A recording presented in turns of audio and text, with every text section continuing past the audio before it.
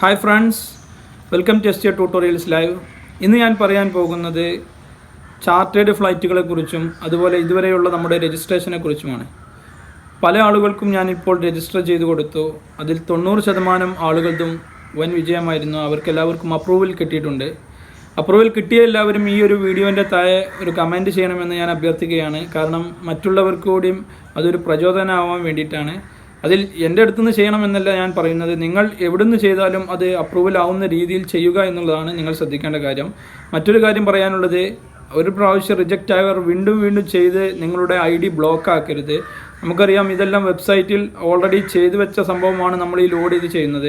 ഒന്നിലധികം പ്രാവശ്യം, അതായത് 5-6 പ്രാവശ്യമൊക്കെ ഈ റിജക്ഷൻ വന്നിട്ടുണ്ടെങ്കിൽ പിന്നീട് നിങ്ങളുടെ ID ബ്ലോക്ക് ചെയ്യുന്ന ഒരു അവസ്ഥയിലേക്ക് പോകും. അപ്പോൾ ആ ഒരു കാര്യം കൂടി നിങ്ങൾ പ്രത്യേകം ശ്രദ്ധിക്കണമെന്ന് പറയുകയാണ്. നിങ്ങൾക്ക് അക്ഷയ സെൻറ്ററിൽ നിന്നോ അല്ലെങ്കിൽ എവിടെ നിന്നും നിങ്ങൾക്ക് രജിസ്റ്റർ ചെയ്യാം. ഓക്കെ.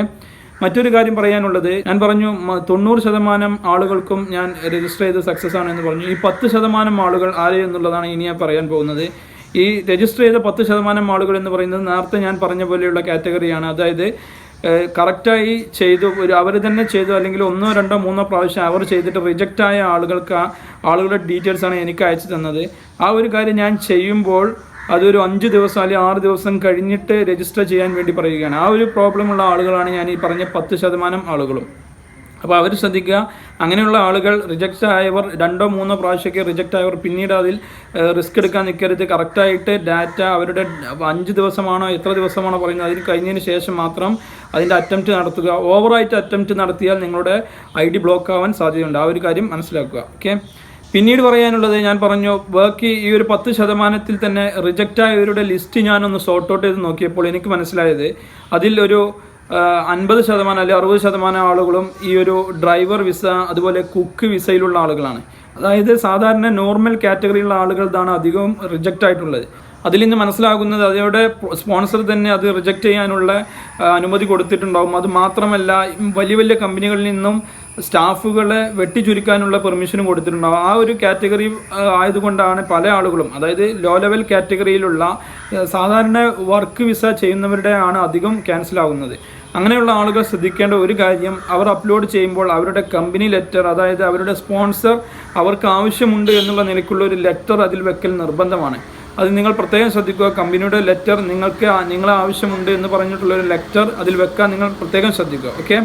മാത്രമല്ല, കമ്പനി ലെറ്ററിൻ്റെ കൂടെ നിങ്ങളുടെ സ്പോൺസർ ആരാണോ ആ സ്പോൺസറെ എമിറേറ്റ്സ് IDയുടെ ഒരു കോപ്പിയും വെക്കൽ നിർബന്ധമാണ്. അത് നിങ്ങൾക്ക് തന്നെ നോക്കിയാൽ അറിയാം. റിജക്റ്റ് ആയവരുടെ ഡീറ്റെയിൽസ് എടുത്ത് നോക്കിയാൽ അതിൽ കാണിക്കുന്നുണ്ട് എന്താണ് ഇവരുടെ പ്രോബ്ലം എന്നുള്ളത്. അപ്പോൾ അതിൽ പ്രത്യേകം സ്പെസിഫൈ പറയുന്നത് നിങ്ങളുടെ എമിറേറ്റ്സ് ID, അതായത് നിങ്ങൾ സ്പോൺസർ ആരോ അവരുടെ എമിറേറ്റ്സ് ID അതിൽ വെച്ച് കൊടുക്കണം എന്നുള്ളത് നിർബന്ധമാണ്. ആ ഒരു കാര്യം കൂടി ശ്രദ്ധിക്കുക. പിന്നീട് ഈ അക്ഷയ സെൻറ്റർ അതുപോലെയുള്ള ഈ സേവാ കേന്ദ്രത്തിലെ ആളുകളോടാണ് പറയാനുള്ളത്, അവർ രജിസ്റ്റർ ചെയ്യുന്നതിന് മുമ്പ് ആളുകളുടെ ഫുൾ ഡീറ്റെയിൽസ് വാങ്ങി വെക്കണമെന്നുള്ളതാണ്. ഫുൾ ഡീറ്റെയിൽസ് വാങ്ങി വെക്കുക. അതുപോലെ അതിൻ്റെ രജിസ്റ്റർ നമ്പർ, അതുപോലെ എമിറേറ്റ്സ് IDൻ്റെ നമ്പർ, വിസ കോപ്പിൻ്റെ നമ്പർ, ഇങ്ങനത്തെ എല്ലാ നമ്പറുകളും ഫുൾ ആദ്യം ഒരു ടെക്സ്റ്റ് ഫയൽ ആക്കിയതിന് ശേഷം മാത്രമേ നിങ്ങൾ രജിസ്റ്റർ ചെയ്യാൻ പാടുള്ളൂ. അല്ലാഞ്ഞാലുള്ള പ്രശ്നം എന്താണെന്ന് വെച്ചാൽ ഇതിന് ടൈം ഔട്ടിൻ്റെ പ്രശ്നമുണ്ട്. ടൈം ഔട്ട് ആയി കഴിഞ്ഞാൽ പിന്നീട് അത് രജിസ്റ്റർ ചെയ്യാൻ വളരെയധികം ബുദ്ധിമുട്ടുണ്ട്. ആ ഒരു കാര്യം പ്രത്യേകം ശ്രദ്ധിക്കാൻ വേണ്ടി പറയുകയാണ്.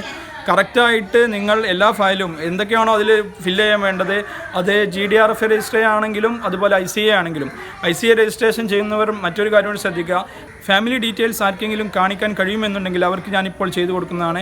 അല്ലാത്തവർ അതിൻ്റെ അപ്ഡേഷൻ ഏകദേശം ഒരാഴ്ചയ്ക്ക് ശേഷം വരുന്നതാണ് എന്നുള്ളതാണ് അറിയാൻ കഴിഞ്ഞത്. അതായത് ഫാമിലിയുടെ ഓപ്ഷൻ ഇല്ലാത്തത്, എംപ്ലോയ്മെൻ്റ് ഉള്ള ആളുകൾക്ക് എങ്ങനെ കൊടുക്കുമെന്നുള്ളത് പുതുതായിട്ട് വരും. അതിൻ്റെ ലിങ്ക് കാര്യങ്ങൾ വരും. അപ്പോൾ അവർക്കുള്ളത് പിന്നീട് നോക്കാം. അപ്പോൾ ഈ സെൻറ്ററുകൾ ചെയ്യുമ്പോഴുള്ള ഈ കാര്യം പ്രത്യേകം ശ്രദ്ധിക്കുക. അവരുടെ ആർതാണോ അപ്ലൈ ചെയ്യുന്നത് അവരുടെ എല്ലാ ഡീറ്റെയിൽസും ആദ്യം നിങ്ങളൊരു ടെക്സ്റ്റ് ഫയൽ ആക്കിയിട്ട് അതിൽ നിന്ന് കോപ്പി എടുത്ത് ചെയ്യാൻ വേണ്ടി ശ്രദ്ധിക്കുക. ഓക്കെ. പിന്നെ ഇനി ആരെങ്കിലും ഡീറ്റെയിൽസ് സെൻഡ് ചെയ്യുകയാണെങ്കിൽ പ്രത്യേകം പറയണം എത്ര പ്രാവശ്യം നിങ്ങൾ രജിസ്റ്റർ ചെയ്ത് ഫെയിലായി എന്നുള്ളത്. അല്ലാഞ്ഞാൽ പ്രോബ്ലം എന്താണെന്ന് വെച്ചാൽ, ഞാൻ ചെയ്ത് എൻഡ് ആകുമ്പോഴാണ് ഇത് 5-6 പ്രാവശ്യം ചെയ്തിട്ടുണ്ട് എന്നുള്ള ഒരു മെസ്സേജ് വരുന്നത്. ആ കാര്യം പ്രത്യേകം ശ്രദ്ധിക്കുക. ആരെങ്കിലും ഡീറ്റെയിൽസ് സെൻഡ് ചെയ്യുകയാണെങ്കിൽ ഞാൻ ഇത്ര പ്രാവശ്യം ചെയ്തിട്ടുണ്ട് എന്ന് പറഞ്ഞ് അയക്കണം. അല്ലാഞ്ഞാൽ എൻ്റെ സമയവും മെനക്കെടാണ്, ബാക്കിയുള്ള കിട്ടാത്തവരുടെ കാര്യങ്ങളും അതും കുഴപ്പത്തിലാകും. ഇപ്പോൾ GDRF ഇതുവരെ ചെയ്തിട്ട് കിട്ടാത്തവർക്ക് എനിക്ക് സെൻഡ് ചെയ്യാം, ഞാൻ ചെയ്തു തരുന്നതാണ്. മറ്റുള്ളത്, അതായത് മറ്റുള്ള എമിറേറ്റ്സിൻ്റെ കാര്യം ഞാൻ പറഞ്ഞു, ദുബായ് അല്ലാത്ത മറ്റുള്ള എമിറേറ്റ്സുകൾ എല്ലാവരും ഒരാഴ്ച കൂടി വെയിറ്റ് ചെയ്യണം, അതിനുശേഷം മാത്രമേ അപ്ഡേഷൻ വരികയുള്ളൂ എന്നുള്ളതാണ് നമുക്ക് ലാസ്റ്റായി കിട്ടിയ റിപ്പോർട്ട്. അത് എത്രത്തോളം നീളും എന്നുള്ളത് അറിയില്ല. ഇപ്പോൾ ഫാമിലിക്ക് ചെയ്യാം. GDRF ഇപ്പോൾ ആർക്കെങ്കിലും കിട്ടാത്തുണ്ടെങ്കിൽ അത് ഡീറ്റെയിൽസ് സെൻഡ് ചെയ്താൽ നിങ്ങൾ പ്രത്യേകം പറയണം എത്ര പ്രാവശ്യം നിങ്ങൾ ചെയ്തു എന്നുള്ളത്. ഓക്കെ. പിന്നീട് പല ആളുകൾക്കുമുള്ളൊരു ഡൗട്ടാണ്, ഏതായാലും ഫ്ലൈറ്റിൻ്റെ കാലാവധി ഈ മാസം 31 വരെ എക്സ്റ്റെൻഡ് ചെയ്തിട്ടുണ്ടല്ലോ, അപ്പോൾ രജിസ്റ്റർ ചെയ്യേണ്ട ആവശ്യമുണ്ടോ എന്നുള്ളത് അവർ പ്രത്യേകം ശ്രദ്ധിക്കുക. ഇപ്പോൾ രജിസ്റ്റർ ചെയ്താൽ മാത്രമേ ഈ ഒരു കാറ്റഗറിക്ക് രജിസ്റ്റർ ചെയ്യാൻ പറ്റുകയുള്ളൂ. പിന്നെ നമുക്കറിയാം ദുബായിൻ്റെ സൈറ്റ് ഡെയിലി അതിൻ്റെ അപ്ഡേഷൻ വന്നുകൊണ്ടിരിക്കുകയാണ്. അപ്പോൾ നിങ്ങൾ മനസ്സിലാക്കുക, ഇപ്പോൾ എംപ്ലോയീസിന് ചെയ്യാൻ പറ്റില്ലെങ്കിൽ പിന്നീട് എംപ്ലോയീസിന് ചെയ്യാൻ പറ്റും, അപ്പോൾ പിന്നെ ഫാമിലിക്ക് ചെയ്യാൻ കഴിയില്ല. അങ്ങനെ മാറി മാറി വരുന്നത് കൊണ്ട് തന്നെ എപ്പോഴാണോ നിങ്ങൾക്ക് അവസരം കിട്ടുന്നത് അപ്പോൾ തന്നെ നിങ്ങൾ രജിസ്റ്റർ ചെയ്ത് വെക്കുക. ഒരിക്കലും ബുദ്ധിമുട്ടേണ്ട ഒരു ആവശ്യമില്ല. അതിൻ്റെ അപ്ഡേഷൻ, അതായത് നിങ്ങൾക്കൊരു അപ്രൂവൽ കിട്ടി 1 മാസമാണ് അതിൻ്റെ കാലാവധി എന്നുണ്ടെങ്കിൽ അതിൻ്റെ ഒരു കാലാവധി കഴിഞ്ഞ് ഉടനെ തന്നെ നിങ്ങൾ അപ്ലൈ ചെയ്താൽ 2 മണിക്കൂറിനകം നിങ്ങൾക്ക് അതിൻ്റെ റിന്യൂവൽ കിട്ടുന്നതാണ്. ആ ഒരു കാര്യം കൂടി നിങ്ങൾ. പിന്നീട് പറയാനുള്ളത് നമ്മുടെ ചാർട്ടേഡ് ഫ്ലൈറ്റുകളെ കുറിച്ചാണ്. ഈ ചാർട്ടേഡ് ഫ്ലൈറ്റിൻ്റെ വീഡിയോ പല ആളുകളും എന്നോട് ചെയ്യാൻ വേണ്ടി പറഞ്ഞിട്ടുണ്ട്. അപ്പോൾ അതിൻ്റെ വീഡിയോ ഞാൻ ചെയ്യാതിരിക്കാനുള്ള കാരണം, ഈ അവരോട് സംസാരിച്ചപ്പോൾ എനിക്ക് മനസ്സിലായത് 3, 4, 5 വരെയുള്ള ഫ്ലൈറ്റുകൾക്കുള്ള ആളുകൾ ഇപ്പോഴും അവരത് റെഡിയായി അവർ സോർട്ട് ഔട്ട് ചെയ്ത് വെച്ചിട്ടുണ്ട്. അതിലുള്ളൊരു പ്രോബ്ലം എന്ന് പറഞ്ഞാൽ അവരുടെ എല്ലാവരുടെ അടുത്തു നിന്നും അഡ്വാൻസ് വാങ്ങിയതും ഉണ്ടാവും, വാങ്ങാത്തവരും ഉണ്ടാവും. അപ്പോൾ ഇതിനുള്ളൊരു പ്രോബ്ലം എന്ന് പറഞ്ഞാൽ ഈ അഡ്വാൻസ് വാങ്ങിയിട്ട് ഫ്ലൈറ്റ് പോയില്ലെങ്കിൽ പിന്നെ ഞാനത് വീഡിയോ ചെയ്തിട്ടാണ് എന്നുള്ളൊരു പ്രോബ്ലം വരും. എൻ്റെത് വീഡിയോ ഞാൻ പറഞ്ഞു കേട്ടിട്ട് പല ആളുകളും അങ്ങനെ രജിസ്റ്റർ ചെയ്താൽ പിന്നെ അതിൽ ഞാനൊരു പ്രതിയാവും. അതുകൊണ്ടാണ് ഞാനതിൽ കാര്യമായിട്ടൊന്നും ഇടപെടാത്തത്. മനസ്സിലാക്കേണ്ട കാര്യം, നിങ്ങൾ അഡ്വാൻസ് കൊടുത്താൽ ആ പൈസയുമായി ആരെങ്കിലും മുങ്ങുകയോ എന്തെങ്കിലും സംഭവിച്ചാൽ പിന്നെ അതിൽ ഞാനും പ്രതിയാവും. അപ്പോൾ നിങ്ങൾ ശ്രദ്ധിക്കേണ്ടത്, നിങ്ങൾ എങ്ങനെയാണോ നിങ്ങളുടെ സ്വന്തം റിസ്ക്കിലായിരിക്കണം ഇപ്പോൾ ഈ അഡ്വാൻസ് കൊടുക്കുന്നതാണെങ്കിലും അല്ലെങ്കിലും നിങ്ങൾ സ്വന്തം റിസ്ക്കിലാണ് അത് ചെയ്യുന്നത് എന്നുള്ളത് മനസ്സിലാക്കുക. ഏതാണോ പ്രത്യേകം ശ്രദ്ധിക്കേണ്ടത്, ഈ 5, 6, 7 ഫ്ലൈറ്റൊക്കെ ആളുകളെ റെഡിയാക്കി നിർത്തിയിട്ടുള്ള ടീമുകൾ ഒരു ഫ്ലൈറ്റ് പോയാൽ എന്നെ അറിയിക്കുക, ഞാൻ നിങ്ങളുടെ വീഡിയോ ചെയ്യാൻ റെഡിയാണ്. അതായത് നിങ്ങൾ ചാർട്ടേഡായിട്ട് ഒരു ഫ്ലൈറ്റ് അവിടെ ഇറങ്ങിക്കഴിഞ്ഞാൽ നമുക്ക് ധൈര്യമായി പറയാം ഒരു ഫ്ലൈറ്റ് അവിടെ ഇറങ്ങി എന്നല്ലേ. അല്ലാതെ നമുക്ക് 2, 3 ഫ്ലൈറ്റിനുള്ള ആളെ ബുക്ക് ചെയ്തിട്ട് അവരുടെ അഡ്വാൻസ് വാങ്ങിയാൽ നമുക്ക് ഒരിക്കലും അത് ചെയ്യാൻ കഴിയില്ല. അപ്പോൾ നിങ്ങൾക്ക് തീർച്ചയായും അങ്ങനത്തെ ഒരു ഇൻഫർമേഷൻ ഞാൻ അറിയിക്കുന്നതാണ്. ഏത് ഫ്ലൈറ്റാണോ ആദ്യം ചാർട്ടേഡായി പോകുന്നത് അവരെന്നെ അറിയിച്ചാൽ ഞാൻ തീർച്ചയായും വീഡിയോ ചെയ്യാൻ റെഡിയാണ്. ആ ഒരു കാര്യം കൂടി ഞാൻ അറിയിക്കുകയാണ്. ഓക്കെ. അപ്പോൾ അതുകൊണ്ടാണ് ചാർട്ടേഡ് ഫ്ലൈറ്റുകളെ കുറിച്ചുള്ള ഇൻഫർമേഷൻ ഞാൻ ചെയ്യാത്തത്. ഒരുപാട് ടീമുകൾ ചെയ്യുന്നുണ്ട് ചാർട്ടേഡ് ഫ്ലൈറ്റുകൾ, പക്ഷേ അതൊന്നും ഇതുവരെ ഒറ്റ ഫ്ലൈറ്റും ഇവിടെ കേരളത്തിൽ നിന്ന് പോയിട്ടില്ല. അങ്ങനെ പോവുകയാണെങ്കിൽ ഏതാണോ പോകുന്നത് അവരുടെ വീഡിയോ ചെയ്യാൻ ഞാൻ റെഡിയാണ്. ഓക്കെ. മറ്റൊരു കാര്യം പറയാനുള്ളത്, പല ആളുകൾക്കും എനിക്ക് ഡീറ്റെയിൽസ് സെൻഡ് ചെയ്ത് തരാൻ പേടിയുണ്ട്. അങ്ങനത്തെ ഒരു പേടിയും വേണ്ട. ഞാൻ നിങ്ങളുടെ ഡാറ്റ വെൽ സെക്യൂർ ആയിരിക്കും.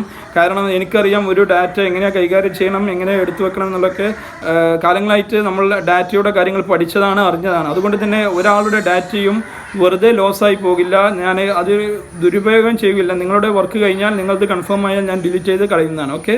Thank you for watching. എന്തെങ്കിലും ഡൗട്ട് ഉണ്ടെങ്കിൽ നിങ്ങൾക്ക് കമൻറ്റ് ബോക്സ് ചോദിക്കാം.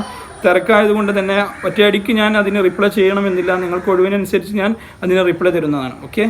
Thank you for watching. എൻ്റെ വീഡിയോ ഇഷ്ടപ്പെട്ടാൽ ലൈക്ക് ചെയ്യുക, ഷെയർ ചെയ്യുക, സബ്സ്ക്രൈബ് ചെയ്യാൻ മറക്കരുത്.